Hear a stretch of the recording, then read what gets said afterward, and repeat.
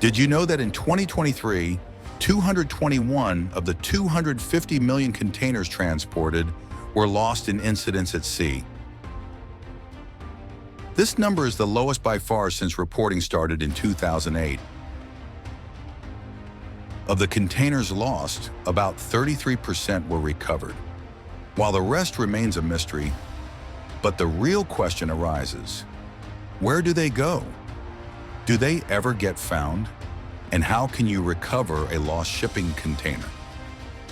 Ships engaged in long-distance trade spend a considerable amount of time navigating international waters.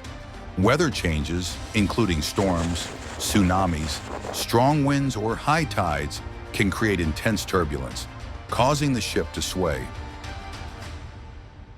To maintain stability, containers are stacked and secured using lashing systems, some up to 10 stories tall. However, if these stacks become unstable, containers may detach and fall into the ocean. If the fallen container was filled with light cargo, it might drift for days, even weeks, carried by the ocean's currents.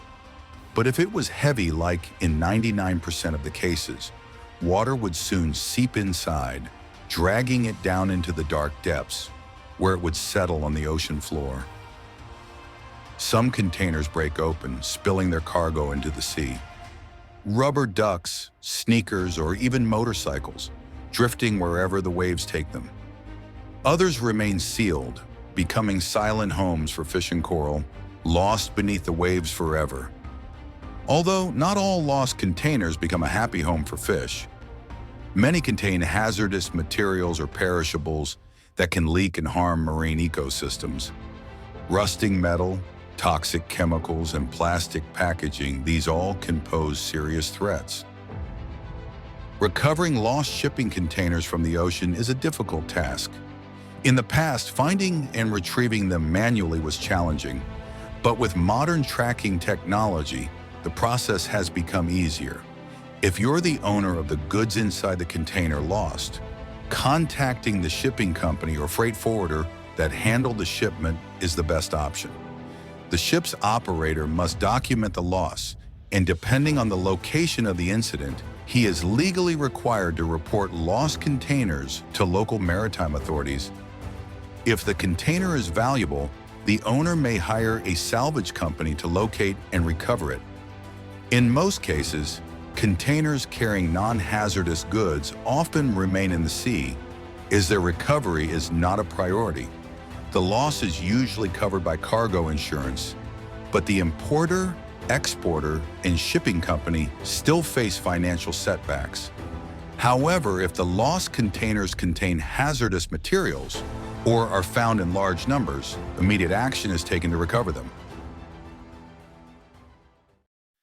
There's a common misconception in people that if the local public of any area found a lost container, they have the authority to keep the goods that were inside, which is basically illegal, as the contents of a lost container still belong to the original owner.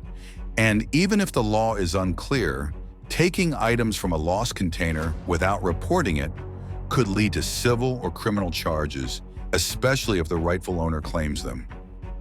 In many cases, black market dealers try to offload contents found in a way that avoids suspicion and law enforcement scrutiny, which includes gradually selling items as used to make them appear legitimate, or scraping off serial numbers and faking labels, claiming the item came from an estate sale, liquidation, or unclaimed freight.